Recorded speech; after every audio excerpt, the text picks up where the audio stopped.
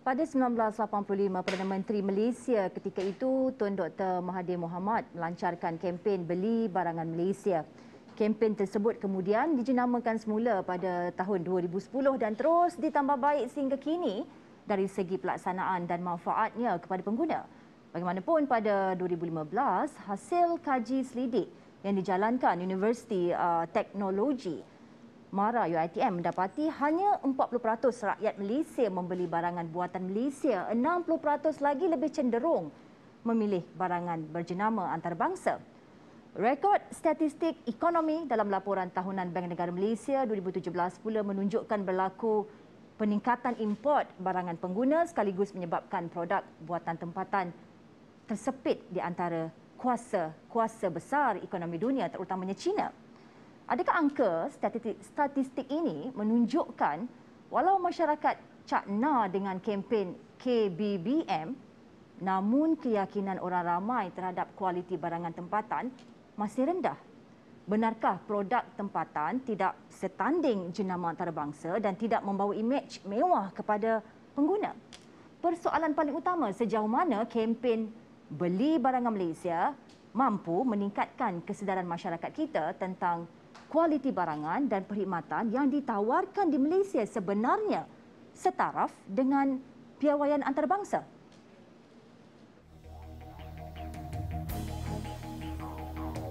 Please, this is a serious issue. Bukan semua perkara yang dikatakan sebagai naluri itu adalah satu sebab untuk kita mengatakan ia benar.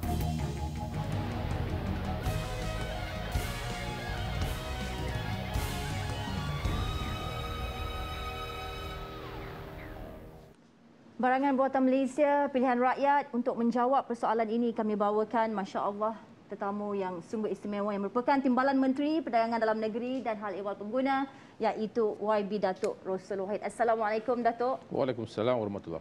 Terima kasih Datuk meluangkan masa di analisis pada petang ini untuk kita membicarakan Datuk tentang topik yang saya boleh katakan sejak 23 tahun lalu telah bergema di Malaysia, cuma kita tak tahu sejauh mana keberkesanannya, dan pada hari inilah kita nak membicarakan tentang topik ini.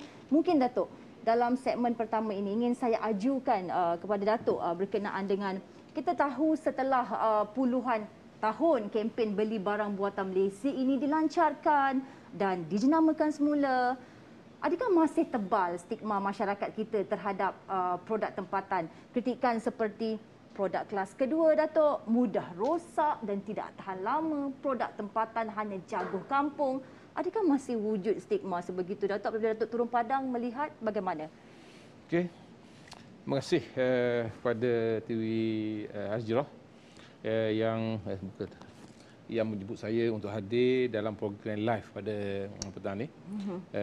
Beri ruang kepada kita di Kementerian untuk mewawarkan peranan dan juga keberkesanan kempen KBBM, kempen Beli Barangan Malaysia. Saya mulakan pertemuan malam hari ini dengan kata-kata hukama. Ya. Ada kata hadis, ada kata hukama. Hubbul watan minal iman. Cintai negara, cintai watan itu sebahagian daripada iman. Jadi apa yang ditanya oleh Cik Fina tadi, sejauh mana keberkesanannya dan penambahbaikannya, saya nampak bermula daripada pelancaran di zaman Tun Dr. Mahathir dulu, sehingga sekarang peningkatannya cukup memperasakan. Ditambah pula kebaikannya ialah dulu tidak ada marketplace ataupun e-dagang. Sekarang ini kita ada e-dagang. Dan kita mendapat kerjasama yang erat, yang cukup hebat dengan 3 marketplace yang tersohor di Malaysia, iaitu Lazada, Shopee dan juga PG Mall. Dan mereka memberi ruang yang seluas-luasnya kepada produk Malaysia, sehingga mereka ada satu menu khusus untuk marketplace mereka untuk pilih. Masuk je menu tersebut, semua barang produk Malaysia terjual. Dan dimaklumkan kepada saya, kepada kementerian, di marketplace ini lebih daripada 300,000 barang. 300,000 barang buatan 300,000 Malaysia. barang buatan Malaysia yang terjual, yang dipamerkan di situ. Jadi menunjukkan bahawa barang kita ni bukan barang, orang kata bukan barang cayang. Bukan barang koman, bukan barang yang low class. Dan kesedaran ini nampak lebih meningkat apabila musim pandemik ini.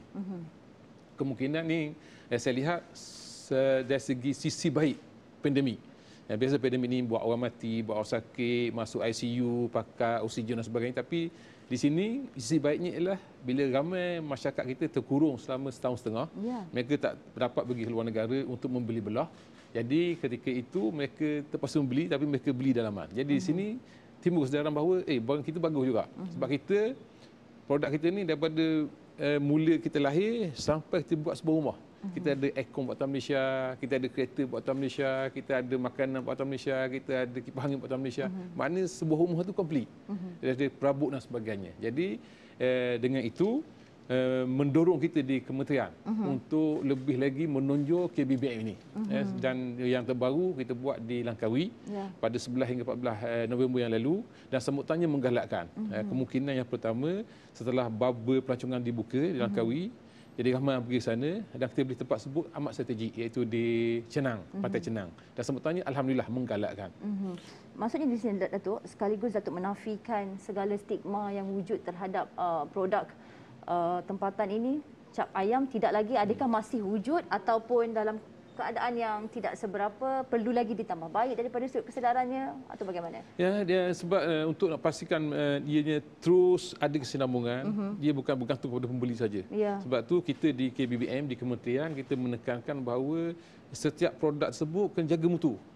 Jangan hari ini buat baik, esok baik, lusa dah mula menurun mutu. Jadi ini akan menjejaskan kepercayaan pengguna kepada produk tersebut. Jadi kita menasihatkan bukan saja nasihat dari segi pakar, kita nasihat dari segi pembungkusan, dari segi ketahanan, kemudian kena ada guna expired date, semua ada itu. Mencukupi syarat, kerana kita mahu produk kita ini bukan sahaja dijual di di warung-warung, dijual di gerai-gerai, kita nak produk ini menembusi pasaran. Kalau tak melihat pasar antarabangsa pun, target kita antarabangsa, tapi kalau tak dapat pun kita nak masuk ke pasar yang besar. Macam Giant, Tesco, Sogo, masuk ke KLCC. Jadi ini yang membanggakan. Dan saya yakin dah beberapa produk dah dapat menembusi pasar tersebut yang pendapatan mereka ni cukup memberasakan. Pengusaha-pengusaha ini. Pengusaha Bumiputera, pengusaha tempatan yang mampu menembusi satu pasaran yang saya rasa cukup hebat, dapat menembusi sampai ke SCC, menembusi sampai pasar raya, ini satu benda yang cukup hebatlah. Dan ini adalah kerjasama dan juga dengan advokasi, bantuan dan nasihat daripada kementerian kita. Datuk mengatakan bahawa produk-produk tempatan dapat menembusi pasar raya besar. Jika kita boleh ketahui daripada sudut peratusan ataupun mungkin setakat pengetahuan Datuk, berapa banyakkah produk tempatan di pasaraya besar berbanding produk luar negara? Adakah jumlahnya itu setara ataupun perlu ditambah baik lagi? Setakat ni pada penemuan saya, dia tak standing lagi dengan yang di luar negara. Tapi sekurang-kurangnya dah ada usaha. Contoh-contoh jenama yang dah masuk pasaraya besar macam Fitrah, satu jenama air yang ia punya mudah pusingannya ataupun keuntungannya dah melebihi juta ringgit. Kemudian Swag, minyak rambut. Itu pun satu jenama yang dah masuk ke pasaran, ke peringkat supermarket ataupun hypermarket. Kemudian Ready, minuman Ready. Ini dah menembusi sehingga ke luar negara. Kemudian TV ini makuk bertingkat tu. Ini dah dapat menembusi sampai ke Timur Tengah. Kemudian Akif Cafe juga Timur Tengah, dan dari produk Terengganu setakat ni Kepuk Keping. Kepuk Keping telah masuk ke pasar raya besar dan juga telah diekspor ke luar negara.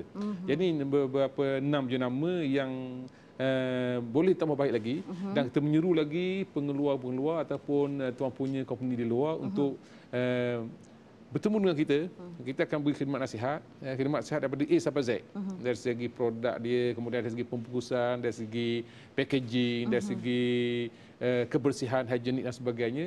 Kerana kita produk Malaysia ni, untuk makluman pendengar ataupun penonton semua, bukan sahaja dianya diminati kerana ianya sedap, tapi ianya diminati kerana produk Malaysia ni confirm halal. Ini satu konsep yang jarang negara lain ada. Sebab bila kita akan mendidik pengusaha-pengusaha ni untuk mendapat sijil halal. Kerana ini yang terpenting. Bukan sahaja baik tapi halal. Jadi Datuk, apabila Datuk menceritakan lebih kurang 6 produk tempatan yang telah menembusi pasaran antarabangsa dan juga hypermarket, adakah Datuk merasakan KBBM berjaya meningkatkan kesedaran masyarakat tentang kualiti barangan dan perkhidmatan yang ditawarkan di Malaysia setaraf dengan piawai antarabangsa, dan juga adakah KBBM berjaya menjadi platform yang menyemai rasa cinta dan semangat patriotisme dalam kalangan rakyat kita melalui barangan buatan Malaysia? Selama 23 tahun ia telah ditubuhkan, dilaksanakan dan dilancarkan. Ya, saya yakin sebab kebetulan saya yang resmikan program di Pantai Cenang. Pengusaha-pengusaha saya dimaklumkan oleh pengurus program di sana bahawa ramai pengusaha-pengusaha tempatan yang nak memasuki ataupun yang nak terlibat dengan KBBM ini di Langkawi pada hari itu. Cuma oleh kerana tepat terhad, kita benarkan cuma 20 pengusaha saja untuk tampil. Dan ada yang bertemu saya memaklumkan bahawa dia ucap terima kasih kepada kementerian kerana kementerianlah yang membantu dia tunjuk dulu packagingnya macam ni. Dulu packagingnya dia cuma tanpa fotostat saja. Sekarang ni dengan berkilaunya, dengan ada tarikannya, maknanya ada nilai marketing, nilai pemasaran. Dah ada. Kemudian dia kata pegawai kita menasihatkan untuk buat benda ni untuk capai supaya satu tahap yang artinya produknya itu duduk sama rendah berdiri sama tinggi dengan produk-produk lain. Kerana yang penting walaupun ada pepatah Inggeris kata don't judge a book by its cover, tapi sebenarnya cover tu penting. Untuk tarikan, untuk tengok luar cantik, insya-Allah dalam pun cantik. Jadi kita nak luar baik, dalam pun lagi baik. Itu konsep kita. Jadi kita harap dengan adanya KBBM ini, peruntukan yang diberi oleh pihak kerajaan kepada kementerian kita untuk mendidik dan juga untuk melatih pengusaha-pengusaha, usahawan-usahawan di luar sana supaya dapat melahirkan produknya setanding, sama ada dari segi makanan ke, dari segi fashion ke, dari segi barang elektrik ke, dari segi semua sekali lah. Dan kita yakin kemampuan orang kita ni memang luar biasa. Betul. Berbanding kita boleh setanding dengan bangsa-bangsa lain yang hebat di dunia. Datuk, bantuan khidmat nasihat yang diberi oleh kementerian kepada pengusaha tempatan kita yang seperti Datuk katakan sebentar tadi, adakah ia bersifat percuma atau bagaimana? Maksudnya daripada kementerian menasihati daripada sudut packagingnya perlunya begini, daripada sudut itu perlunya begini. Adakah itu satu khidmat percuma atau perlu ada bayaran ke bagaimana? Dia ada kena bayar, tapi bayar yang minima. Dan kita juga ada grant. Grant untuk membantu usahawan ini pergi lebih jauh. Jadi kita ada grant, ada bayar minima dan bayaran ini saya rasa tak setimpal dengan apa yang didapat. Cuma just a token untuk nak lahirkan rasa apresiasi dia. Jadi kadang-kadang kita bila benda percuma ni kita tak appreciate. Betul. Ini masalah bila benda percuma kita tak appreciate. Kita kata benda percuma lepas ni dapat lagi. Tapi bila tu dibayar sedikit, jadi mungkin ada rasa kepunyaan, belonging kepada produk tersebut. Maksudnya pengusaha-pengusaha tempatan dia boleh, kalau pada mereka yang masih lagi tidak tahu berkenaan dengan inisiatif ini, mereka boleh pergi ke kementerian untuk mendapatkan ini. Maksudnya Datuk, ini di bawah salah satu inisiatif di bawah kempen beli barangan buatan Malaysia. KBBM. Ya. Baik, Datuk, kita melihat Datuk katakan KBBM telah pergi ke dataran Cenang dan sambutannya daripada sudut pengusaha sudah pasti mereka suka. Ini adalah satu benda yang orang boleh bagi mereka adalah satu lubuk dan talian hayat. Lagi-lagi pada saat pandemik yang kita tahu banyak bisnes yang terpaksa ditutup. Daripada sudut sambutan orang ramai ataupun pengguna pula Datuk, bagaimana? Adakah Datuk melihat lebih baik berbanding sebelumnya ataupun stigma itu masih ada ataupun corak perbelanjaannya bagaimana? Di dataran Cenang itu. Ya, bila kita banding, sebab kita sebelum ni kita buat di Melaka, kita buat di Kuala Terengganu, kita buat di Dasar Negeri Sembilan. Jadi kemudian kita berhenti kerana pandemik. Jadi bila kita berhenti pandemik, kemudian kita buat di Langkawi. Jadi nampak sambutan Langkawi itu lebih meriah. Mungkin sebab saya katakan tadi kerana mungkin diorang dah terkurung selama setahun setengah. Ini peluang untuk nak berbelanja. Ini peluang untuk nak membeli belah. Walaupun kita tahu bahawa ramai rakyat terkesan kerana pendapatan kurang, kerana dibuang kerja, kerana gaji separuh dan sebagainya. Tapi sambutannya menggalakkan. Dan rata-rata penjual-penjual sana maknanya menyokong. Kalau boleh nak dipanjangkan lagi. Daripada 11 hingga 14 tu kalau boleh nak disambung lagi supaya di seminggu. Jadi kita kata kita dah berjanji untuk 4 hari. Jadi kita buat setakat tu untuk pastikan, dan insya-Allah lepas ni kita pergi negeri-negeri lain, kita tempat lain untuk kita promote lagi. Dan saya yakin dan saya percaya bahawa KBBM ini memang amat-amat membantu. Terutamanya peniaga-peniaga kecil PKS kita. Dan juga di samping kita mempromot barang kita, kita juga nak pastikan bahawa peniaga-peniaga ini mereka tidak mati. Walaupun ada yang mengatakan mereka dah setahun-setengah tak berniaga, modal pun dah habis, kemudian kadang-kadang ada yang setengah nak tutup syarikat ataupun nak tutup company, tapi oleh kerana adanya inisiatif ini, maka sekurang-kurangnya beri sedikit nyawa kepada mereka untuk meneruskan kesinambungan dalam keadaan pandemik ini. Datuk, bercakap dengan soal cabaran kan, tadi Datuk bercerita tentang segala apa yang telah dilakukan dalam inisiatif KBBM. Dan kita mahu bercakap, mahu menyentuh tentang isu cabaran KBBM selama 23 tahun ini. Adakah salah satunya, Datuk, disebabkan masih banyak produk yang belum dihasilkan oleh usahawan tempatan? Adakah itu punca yang menyukarkan kempen ini untuk lebih diketahui dan disambut baik oleh pengguna berikutan monopoli barangan luar dalam pasaran ekonomi negara? Adakah itu salah satu cabaran dari sudut kempen ini? Ya, boleh diakui sebagai satu cabaran, tapi pada pemerhatian saya selama saya duduk lebih kurang dalam setahun, hampir 2 tahun di kementerian ini, cabaran kita ialah kebanyakan orang kita ni berpada dengan apa yang ada. Berpada dengan apa yang ada. Maknanya cukup dah. Mana saya buat macam ni buat kopok. Dalam 50 kilo ikan sehari dah cukup dah. Mana padang dah, ni pun dah tak habis makan dah. Jadi kalau boleh kita buang sikat tersebut.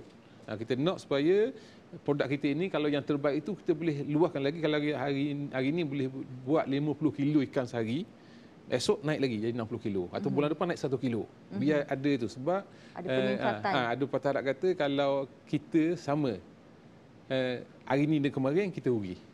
Kalau kita hari ini lebih teruk daripada kemarin, kita orang yang dilaknat. Tapi kita naklah kita lebih baik daripada kemarin. Kita lah orang yang beruntung. Itu kata pepatah Arab. Mangkana yaumi kamsi bahwa marbun. Mangkana yaumi kamsi bahwa mal'un. Jadi itu pepatah Arab mengatakan bahawa kalau kita ni terlebih teruk daripada kemarin. Kemarin kita buat 50 kilo. Tiba-tiba hari ini kita buat 40 kilo. Jadi kita ini antara orang yang dibenci. Kita nak hari ini lebih baik daripada kemarin, esok lebih baik pada hari ini, begitu seterusnya. Jadi nak tanam sikap tersebut. Biar ada daya tahan, ada daya juang, ada daya saing, bahawa produk kita ini memang terbaik. Sebab saya kata tadi, bila ada tanda halal, memang pergi mana-mana pun orang akan pastikan ianya bersih, ianya baik dan ianya berkhasiat. Ya. Datuk, selain daripada sifat karakter berpada-pada sangat dalam dia punya produk itu sendiri, apa lagi kelemahan yang perlu ditambah baik pengusaha tempatan kita agar mendapat kepercayaan daripada pengguna? Satu lagi saya nampak dari segi kita kelemahan kita banyak orang bermitra lah. Kita tidak suka menulis. Okey. Contohnya dia seorang buat nasi dagang yang sedap, tapi tak tulis apa benda ramuan nasi dagang sedap tu. Jadi bila dia meninggal, jadi khazanah tersebut tak diperturunkan kepada anak dia. Jadi ini masalah. Sebab kita nampak banyak orang kita ni yang hebat-hebat dulu, tapi ilmu-ilmu, kepandaian mereka, kehebatan mereka ni hilang dengan kematian mereka. Sebab mereka tidak mencatat. Berbeza dengan orang Eropah. Apa maklumat sebenarnya catat. Kemudian dia tinggal pun dah ada catatan sebagai legasi untuk keturunan di kemudian. Tapi itu saya nampak satu kelemahan. Dan sebab saya nampak perkara ini perlu dipupuk, perlu dididik untuk kalau yang sedap tu pastikan nak buat nasi dagang. Macam mana suruh ikan tu sedap, macam cara masak. Sebab masakan ni bukan sahaja ramuan tu bagus. Cara masak tu penting. Betul. Ia semua sekali, ini komplit. Daripada ramuan, kemudian cara masakan, cara menyimpan dan sebagainya, itu maknanya daripada A sampai Z kena catat untuk memastikan kesinambungan tersebut boleh diturunkan kepada keturunan, mungkin anak, cucu dan seterusnya. Maksudnya berkongsi ilmu kepada generasinya supaya boleh diteruskan kepada generasi akan datang. Daripada sudut ilmu pemasaran, Datuk, ini antara perkara yang paling kritikal yang dilalui oleh para pengusaha tempatan kita, ilmu pemasaran. Ini bagaimana, Datuk? Ya, kita di kementerian kita ada cara untuk mengajar pengusaha-pengusaha ini bagaimana memasarkan. Contohnya produk KBBM ini, di samping KBBM kita ada MOU dengan Tesco, dengan Jaya, dengan Medin supaya barang-barang keperluan ini diletakkan di atas shelf. Shelf yang masuk saja dalam premis tersebut nampak tu. Dulu saya dipahamkan dulu sebelum KBBM ni barang kita ni letak bawah sekali. Shelf paling bawah. Jadi orang masuk pun tak pandang. Jadi kita cadangkan kepada ini dengan KBBM ini letakkan produk tersebut di tempat yang strategik, yang setara dengan mata pelanggan, dan bukan saja dengan Giant, dengan Tesco, dengan Medin dan sebagainya. Kita juga ada MOU yang bagus ataupun hubungan yang rapat dengan Petronas. Di Mesra Petronas, kedai Mesra tu, mana produk kita hari ini kita nampak dah. Kek ada, kemudian kek coklat ada, kek lapis ada. Jadi produk itu nampak dah mula meriah. Dulu susah nak dapat benda-benda tu. Dulu kalau ada pun pinggir tu yang buatan daripada Belanda, dapatan daripada US. Sekarang ni barang kita dah ada. Jadi barang kita pun tak command lah. Kita lihatkan, Datuk, terlalu banyak inisiatif yang dilakukan oleh kementerian menerusi kempen ni. Jika selama ini mungkin masyarakat akan ingat ia sekadar kempen yang dijalankan oleh kerajaan. Marilah beli barangan Malaysia, tapi sebenarnya ia lebih daripada itu. Di pihak kementerian telah melakukan pelbagai inisiatif dan terpulang kepada pengusaha sebenarnya untuk menggerakkan dan memasarkan produk mereka. Analisis berehat seketika. Anda jangan ke mana-mana. Saya mahu ajukan soalan berkenaan dengan confirm halal menerusi kempen beli barangan Malaysia ini kepada Datuk selepas ini.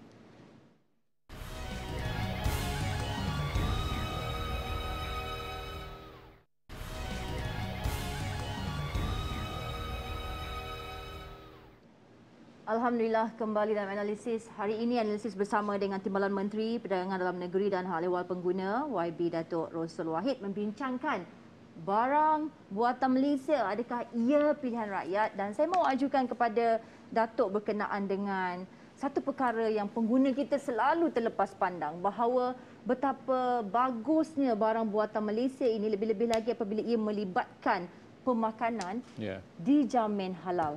Jadi daripada sudut halal ni, Datuk, bagaimana KBBM ini memainkan peranannya dalam memberi kesedaran bahawa pengguna anda tak perlu risau lagi kalau anda beli barangan luar, contoh coklat ke kek ke barangan buatan luar negara, kita kena tunggu dekat FB halal JAKIM tu, adakah ada cok halal ke tidak ke. Tapi kalau ia adalah buatan Malaysia, confirm ada jaminan. Itu bagaimana, Datuk?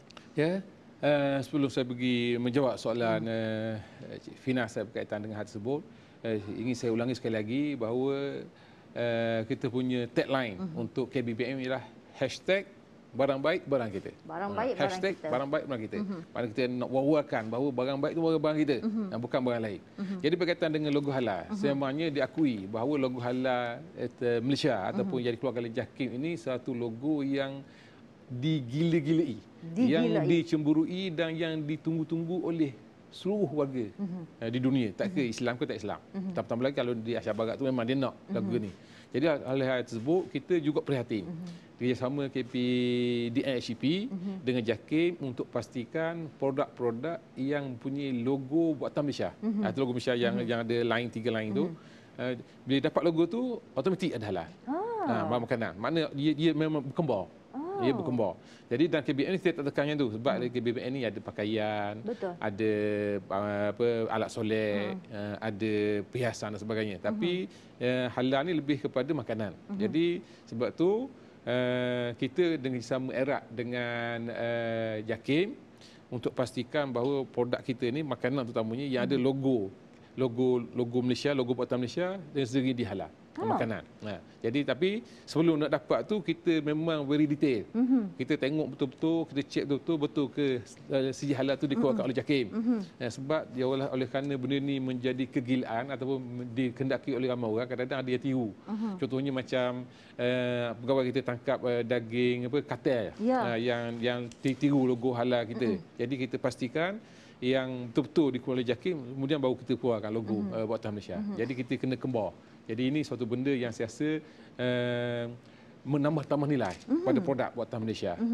Datuk, saya nak sahkan sekali lagi, mungkin ada penonton yang terlepas pandang, terlepas dengar penjelasan Datuk bahawa jika cop logo barang buatan Malaysia di mana-mana produk buatan Malaysia ataupun makanan ke, berus ke, apa ke, ia dijamin halal. Dia jamin halal.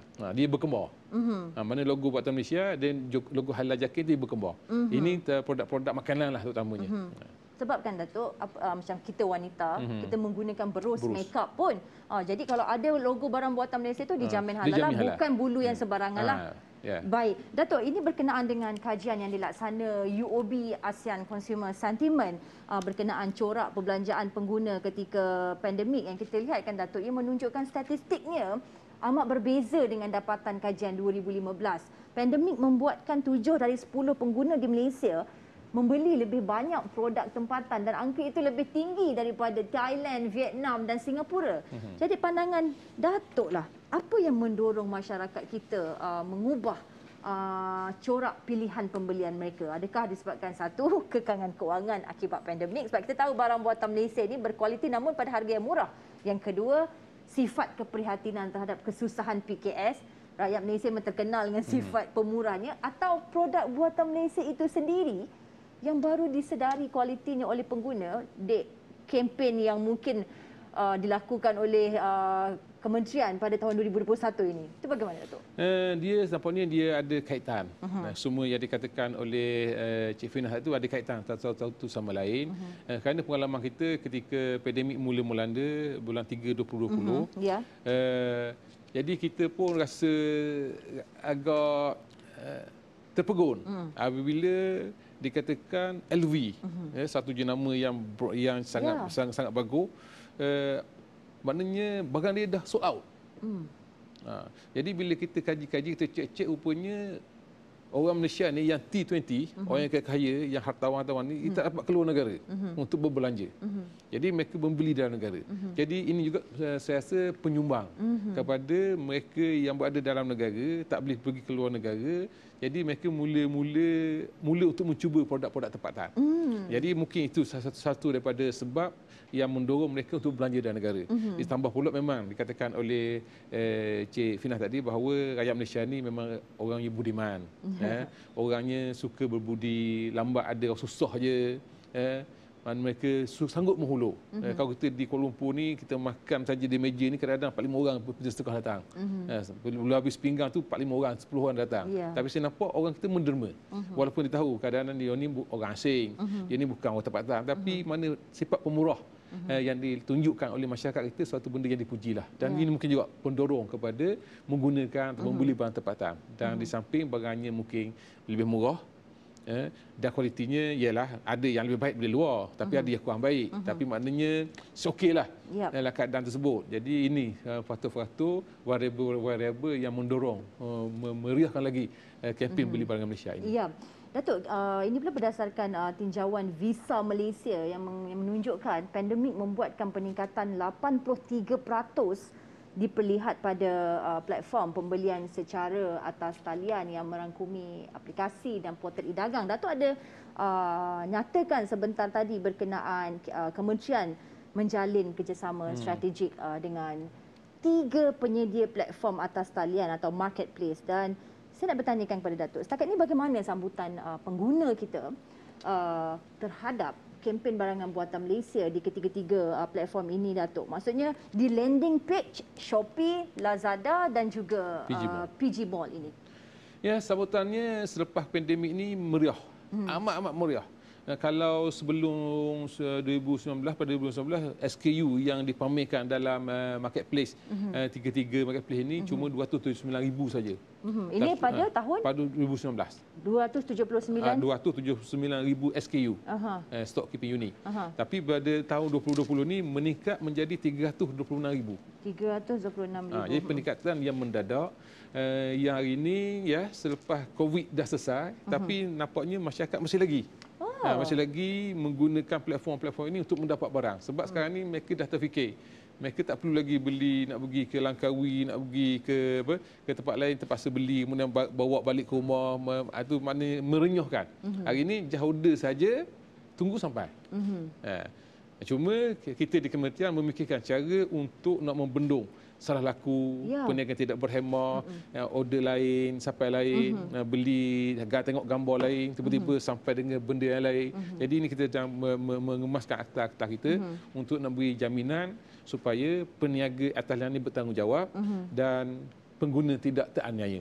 Kita balance antara dua perkara tersebut. Datuk, jika Datuk boleh kongsikan jumlah jenama tempatan di ketiga-tiga platform ini, salah satunya mungkin kalau Datuk ada statistik dan angkanya, mungkin kalau dalam sejuta item dalam Shopee mungkin 30% adalah pertempatan atau bagaimana? Daripada kita boleh nampak persaingannya. Saya nampak mungkin dalam 30%. 30% produk-produk tempatan berada dalam marketplace ini. Dan kita akan tambah daripada semasa-masa, tapi ianya bergantung kepada inisiatif pemilik produk tersebut. Pemilik produk tersebut, kita sebagai pemudah cara, kementerian sebagai pemudah cara untuk nak mendorong mereka, kerana zaman sekarang ni orang dah tak suka lagi pergi fizikal. Betul. Kerana masing-masing concern pasal COVID. Walaupun sekarang ni dah dibuka dengan SOP-nya, tapi kadang-kadang mereka merasakan bahawa duduk di rumah lebih senang. Hari ini semua saya dah fahamkan bahawa orang beli motosikal pun menggunakan online sekarang. Kereta saya tak dengar lagi. Motosikal pun dah beli online. Jadi maknanya sekarang ni dunia dah mula berubah. Mungkin lepas pada ni, mungkin dalam 5 tahun akan datang, kedai fizikal tak perlu lagi dah. Mungkin semuanya online. Ditambah pula saya dah fahamkan di luar negara dah ada drone untuk hantar barang. Jadi ini benda-benda yang kita kena fikirkan kepada pengusaha-pengusaha, pada peniaga-peniaga di luar untuk berubah mengikut perkembangan zaman. Kalau kita tak berubah, kita kekal dengan apa yang ada sekarang. Saya ingat lagi kata cikgu saya, kenapa dinosaur, suatu binatang yang besar dulu, sekarang ni pupus. Kerana katanya dinosaur tu tidak berubah mengikut zaman. Jadi berubah, ia pupus. Jadi kita perniagaan betul juga. Kalau masih kekal dengan status quo yang lama, tidak mahu berubah dan berganjak, maka lama-lama dia akan pupus. Ya, Datuk, dalam memastikan kejayaan kempen BBM ini, saya yakin faktor utama yang diambil berat terhadap produk tempatan adalah harga yang murah atau berpatutan selepas kualitinya, Datuk. Jadi kita tahu untuk mendapatkan harga yang berpatutan tu, Datuk, perlu wujud kolaborasi yang padu dan mantap antara kementerian dan agensi kerajaan lain. Bagaimana kerjasama antara agensi dan NGO dalam memastikan dapat harga yang murah namun kualitinya mantap? Bagaimana Datuk nak memotong orang tengah, memberi kualiti yang baik, itu bagaimana Datuk? Sebab tu masa kita satu harga tu dia banyak berkait, banyak variable dia. Kalau produk tu daripada pengeluaran, pemborong, kemudian pengedar, peruncit, ada empat step. Jadi kalau kita boleh kurangkan, kenapa ikan mahal, contoh ikan mahal kerana orang tengah, nelayan tak kaya sangat pun. Kemudian pengguna dapat harga mahal, tapi yang kayanya orang tengah. Jadi kita cuba kurangkan peranan orang tengah. Sebab tu kita di bawah kementerian kita ada akta pencatutan. Tidak boleh ambil untung berlebihan. Di samping itu kita juga menyeru dan merayu dan berhubung baik dengan pihak berkuasa tempatan. Macam Majlis Daerah, Majlis Bandaraya, kemudian Dewan Bandaraya dan sebagainya, untuk nak kurangkan sewa. Jadi itu juga menjejaskan harga barang tersebut. Kalau sewanya mahal, maka sudah semestinya penjual atau peniaga akan menjual mahal, kerana nak top up you punya sewa tersebut. Jadi ini sedang kita buat kolaborasi untuk pastikan bukan sahaja produk tu bagus, mutunya bagus, tapi harganya juga kompetitif. Kompetitif dengan produk-produk lain. Ya. Baik, analisis berhad seketika. Kita nak tanya banyak lagi soalan selepas ini. dengan Timbalan Menteri KPDN HAP.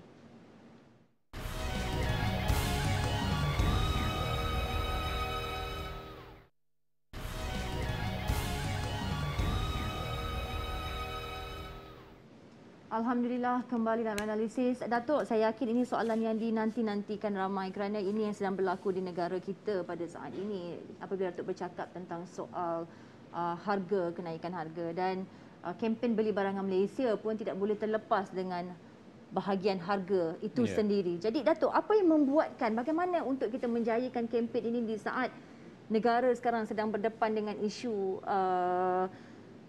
kenaikan harga makanan harian. Ini bagaimana, Datuk?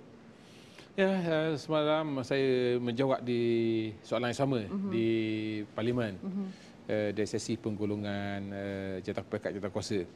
Sebab rata-rata ahli Parlimen bertanyakan kenapa laporan yang timbul dalam portal ataupun dalam WhatsApp mengatakan bahawa kobeh naik RM23 sampai RM9. Kemudian sawi daripada RM7 jadi RM20 dan sebagainya. Jadi bila sebenarnya saya dapat mengetahui, kita minta pegawai-pegawai kita ada hampir 2,000 orang pegawai di lapangan untuk melihat benda ni. Jadi bila kita cek, benda tak berlaku. Ada kenaikan, tapi tidaklah sehingga 200%. Memang ada kenaikan. Saya pun ada kawan kita saya di pasar Sayang, pasar Sayang. Dia kata ada naik YB, tapi tidaklah sampai 200%. Tapi ada naik. Dan memang kita akui sekarang ni musim hujan, musim tengkujuh. Jadi penanam sayur mengatakan, dan ini memang setiap tahun berlaku. Tiap tahun berlaku. Bila bulan 10, 11, 12 memang naik. Dia akan turun balik bulan 2, bulan 3, bulan 4. Bulan 2, 3, 4 tu masa saya ingat lagi, adik saya tanam timun batang tu, timun 40 hari tu. Cuma RM1 je sekilo masa tu. Jadi ini dia macam teori biasa, teori ekonomi, supply and demand. Bila supply tu banyak, demand turun, murah. Bila supply kurang, demand meningkat, mahal. Itu biasa. Tapi bila kita jawab macam tu, dia kata apa tugas kementerian ni? Tugas kita memang kalau ambil keuntungan yang berlebihan, satu kesalahan. Tapi kalau diambil keuntungan memang berpada-pada, contohnya sebab kita boleh cek daripada pengeluar, contohnya sayur daripada Cameron Highland. Kita ambil berapa pemborong beli harga. Kemudian daripada pemborong kepada pengedar. Daripada pengedar kepada peruncit. Kita boleh tengok harga. Kita boleh tengok bil dia. Kalau tengok kajian kita daripada bil tersebut tidak berlaku keuntungan yang berlebihan. Maka tidak menjadi kesalahan. Sebab itu. Dan bila kita cakap dengan petani-petani ataupun peladang-peladang sayur ni, mereka mengatakan bahawa sekarang ni baja naik. Kemudian racun naik. Kemudian satu lagi, isu tidak ada pekerja. Kerana pekerja asing, ialah kita telah isu pandemik.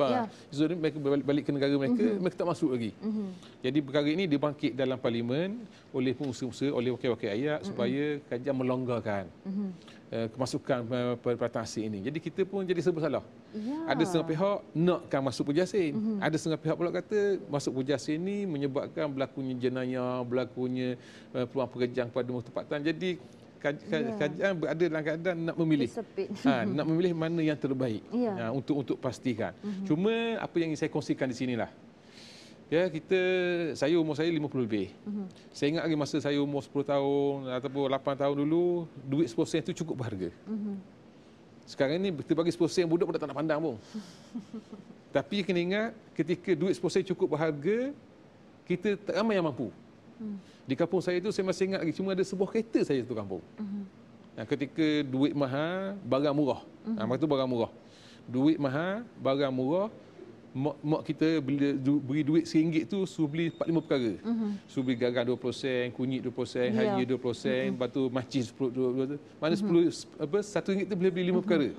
Hari ni kita ada RM50 tu tak mampu beli 5 perkara. Tapi ketika RM1 boleh beli 5 perkara, ketika itu tak ramai orang mampu. Maknanya kalau hari saya masih ingat lagi, kalau nak makan sate tu, hari raya dia makan sate. Selain benda raya tak boleh makan. Tapi sekarang ni duitnya lebih murah, duit itu lebih murah jatuh banding dengan dolar Amerika ataupun nilai yang makin jatuh. Tapi saya nampak rakyat kita mampu. Kadang-kadang satu rumah paling common pun sekarang, satu rumah satu sebuah motosikal. TV semua orang ada TV. Ya. Jadi ini yang membezakan. Jadi apa yang nak saya katakan di sini ialah bersyukurlah. Kerana Allah kata la in syakartum la azidannakum wa la in kafartum inna azab syadid. Jika bersyukur ditambah lagi. Ya. Dengan apa yang ada kita bersyukur. Ini nikmat yang kita ada, rezeki yang kita ada. Kita bersyukur.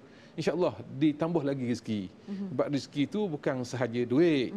Rezeki itu bukan sahaja material.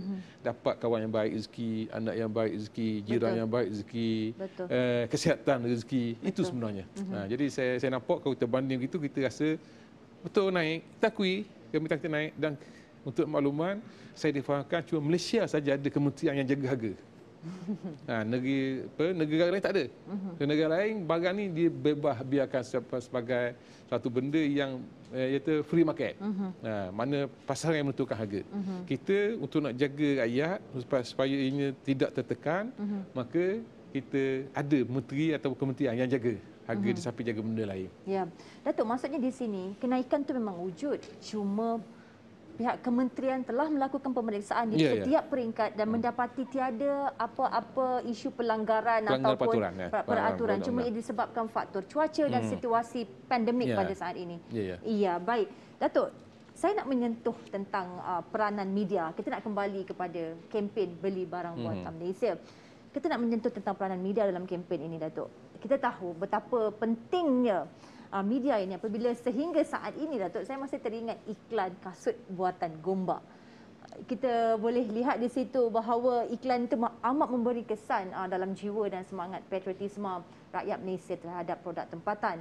Dan di sini juga membuktikan, Datuk, kerajaan boleh lancar 1001 inisiatif bagi mewar-warkan kempen beli barang buatan Malaysia ini. Namun, jika ia tidak disambut dengan penuh kreatif oleh pihak media atau peranan media tidak digandakan dalam kempen ini, Datuk, bukankah kempen ini ia tidak akan berjaya sepenuhnya, Datuk? Ya, saya setuju. Dan sebenarnya bukan saja media. Semua rakyat, semua badan berkanun, sama ada pihak kerajaan, GSC dan sebagainya, sepatutnya menyokong usaha murni ini. Ini usaha menunjukkan kecintaan kita kepada negara. Maknanya usaha patriotik. Usaha patriotik. Dan setakat hari ini memang kita akui media memang berperanan sebab semua program-program yang kita buat KBPN di mana-mana tempat pun kita dapat liputan media yang bagus daripada semua channel, sama ada daripada elektronik, daripada media cetak dan juga media sosial. Sambutan cukup menggalakkan. Cuma kalau boleh dikembangkan lagi kesedaran tersebut untuk kita pun dengan UKK unit komunikasi kita sudah berbincang bagaimana untuk nak mewawarkan dalam prime time, untuk nak menunjukkan elan-elan, dan kita dah ada hubungan rapat. Kita buat hubungan ataupun MOU dengan UPIN dan IPIN, Badan Kempen Barang Malaysia. Mana kita nak supaya budak-budak ni mencintai, dia kecil lagi mencintai barang kita. Tapi yang masa sama saya selalu tekankan kepada pengusaha-pengusaha ni, pastikan mutu kita terbaik. Jangan kita wawar kajang wawar, pembeli pun nak tiba-tiba pengusaha ataupun tuan punya produk tu buat lebih kurang. Jadi ini tidak balance. Jadi kita nak biar senada, sekata, seia bahawa kita bersungguh-sungguh, pengusaha pun kena bersungguh-sungguh. Pastikan produk mereka itu produk yang terbaik, the best. Yang mana tidak ada yang lebih baik pada produk tersebut. Biar kita boleh mendebit ada. Kita pergi mana-mana, ini barang Malaysia. Ini produk kita. Dan kita akui produk kita ini produk yang terbaik. Dan kita yakin produk kita ini memang kreatif. Pelajar-pelajar kita, rakyat kita ini memang rakyat yang boleh bersaing dengan orang lain pun. Cuma kadang-kadang perlu sedikit booster, perlu beri semangat ataupun bantuan keuangan untuk nak tu. Dan ini peranan kita. Kita dengan kerjasama PNS di bawah Medek, kita berusaha untuk nak melahirkan lebih ramai lagi usahawan-usahawan, bumi putera, rakyat Malaysia dan semualah untuk menunjukkan produk Malaysia di peringkat antarabangsa. Datuk, sering kali tak kementerian berhadapan dengan situasi apabila geran telah diberi kepada pengusaha tempatan kita, namun ia disambut dengan sambil lewa, dengan tidak melakukan semangat tu dah tak sama sewaktu mahu memohon geran dengan sudah menerima. Adakah itu sikap-sikap pengusaha yang sering kementerian lalui ataupun bagaimana daripada sudut persentage ni, Datuk? Setakat ni oleh kerana mungkin kerana hari ni nak dapat kerja susah, dapat mereka ni amat appreciate apa yang kita beri. Ditambah pula rata-rata hari ni yang datang kepada kita ni orang yang terpelajar, yang lulusan universiti, mereka yang baru fresh universiti. Jadi mereka ni memang berkehendakkan pada ilmu dan juga geran sebut. Dan geran sebut ni bukan sahaja kita beri, kita pantau. Kita pantau proses perjalanan mereka dan kita beri tunjuk ajar. Daripada mula-mula hari ni buat ni, minggu depan buat ni sehingga benda tu berjaya. Jadi bukan kita just beri kemudian kita lupa, tidak. Sebab kita yang terkini kita ada grant untuk franchise. Franchise mikro dan franchise mampu milik, yang mana franchise mikro kita ada sehingga RM50,000, mampu milik RM100,000. Sebab franchise fee ni kalau yang mahal tu sampai RM500,000. Jadi kita bincang dengan franchisor supaya kurangkan sikit dia punya fee. Jadi bila kurang fee, jadi mereka sanggup tu kurang, jadi kita keluarkan geran dan kita buat temuduga kepada mereka yang berpotensi untuk terlibat dengan franchise, menjadi franchisee. Jadi sambutannya menggalakkan, memang kita dah buat tebak hilang mana di luar jangkaan kita, kehadiran mereka, permohonan mereka, jadi kita terpaksa tapis. Kita cari yang terbaik. Kemudian kita akan monitor daripada semasa kerana kita dapat lihat ada franchisee kita ni tak mampu bertahan 2 tahun 3 tahun, tiba-tiba tengok tutup.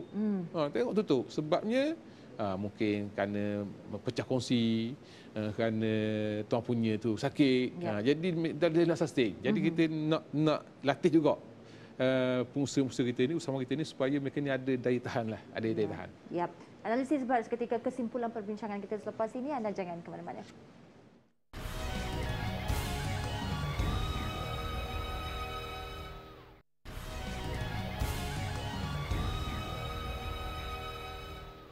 Alhamdulillah, kembali dalam analisis dan kita telah pun sampai di penghujung perbincangan. Datuk, mungkin sebelum kita mengakhiri perbincangan kita, saya nak bertanyakan pandangan Datuk berkenaan dengan cadangan cukai bagi barang import perlu dinaikkan agar harga barang tersebut menjadi lebih mahal sekaligus mengalihkan minat masyarakat tempatan terhadap barang tempatan. On the first hand saya setuju, sangat setuju, tapi dengan syarat kita ada barang tempatan. Contoh yang telah dipraktikkan oleh kerajaan kita, cukai kereta. Cukai kereta import lebih tinggi berbanding dengan kereta kita. Jadi untuk kita nak protect kereta kita daripada rakyat kita daripada membeli kereta import. Jadi itu satu cara inisiatif yang dibuat oleh kerajaan untuk nak promote. Dan saya nampak ianya inline dengan apa yang kita buat di DKBBM ini. Untuk pastikan produk kita ini laku, produk kita ini murah, produk kita ini dapat dibeli oleh pengguna-pengguna. Jadi dengan adanya cukai tersebut, maka rakyat kebanyakan yang kaya itu mungkin beli yang import lah. Kebanyakannya mungkin boleh beralih kepada produk tempatan. Cuma kita perlu ingat, seperti saya kata tadi, kita pastikan produk kita juga terbaik. Jangan sekadar kerajaan tolong, kata orang, hidung tak macuh, pipi tersorong. Kerajaan saja bersungguh yang buat apa-apa program untuk nak bantu dia. Kita nak bantu dia. Jadi kita nak biar win-win. Kerajaan bersungguh dengan peruntukan yang diberi, dengan kepakaran pegawai kita, dengan advokasi, dengan khidmat nasihat, tapi pengusaha kena lebih daripada itu sepatutnya. Kerana hasilnya dapat pada mereka. Kita sebagai fasilitator. Tapi yang penting kita cintai produk kita. Kerana produk kita ni tidak koman berbanding dengan produk-produk lain. Ya. Datuk, soalan akhir saya. Apakah jenama barang buatan Malaysia yang paling Datuk gemari dan mengapa? Setakat ni saya dah berfikir, saya memang saya tak pernah beli barang luar negara pun. Tapi mungkin yang ekstrimnya, saya ada 2 buah kereta kenari. Satu kelisa, satu kenari. Saya dapat, saya dah pakai, maknanya itu produk Malaysia lah, berdua yang maknanya tak tu lah. Dan saya nampak kereta Myvi pun not bad, setanding dengan kereta Suzuki dan sebagainya, dan harganya kompetitif. Jadi menunjukkan bahawa kita mampu. Dan yang terbaru ni semua orang puji X70. Orang X70 bagus. Saya pun pakai X70. Memang selesa bagus, maknanya bukan cak ayang lah. Bukan cak ayang, maknanya setanding dengan kereta-kereta lain. Jadi ini satu benda yang kita banggalah. Kalau dulu kata Porto Saga, pelancong daripada airport KLIA sampai dekat tu pemandu kena buka pintu nak bayar tol. Jadi pembaca tu, siapa kata Putus Agar? Oman. Tapi sekarang tak ada dah.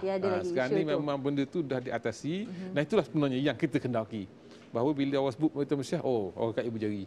It's the best. Jadi itu yang kita nak. Sebab tu kita akan kekalkan hashtag kita ni, hashtag barang baik barang kita. Hashtag barang baik barang kita.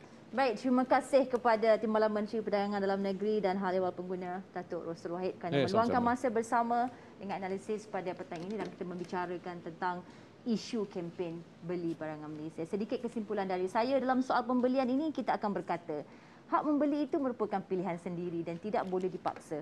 Kita bebas memilih apa-apa jenama yang berprestij dan bertaraf antarabangsa kerana wang yang dibelanjakan itu milik kita.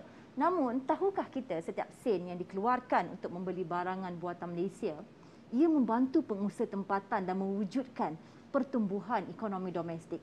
Lebih-lebih lagi saat pandemik ini, banyak industri terjejas, gulung tikar dan pekerja diberhentikan. Kita jaga kita bukan sekadar dalam kesihatan, namun impaknya diperlukan dalam pembangunan industri tempatan. Percayalah, murah tidak bermakna cap ayam. Itulah kelebihan produk kita. Murah, berkualiti tetapi dijamin dari segi status pembuatannya. Jom sokong dan beli barang baik, barang kita. Saya Fina Sinus. Assalamualaikum warahmatullahi wabarakatuh. Waalaikumsalam.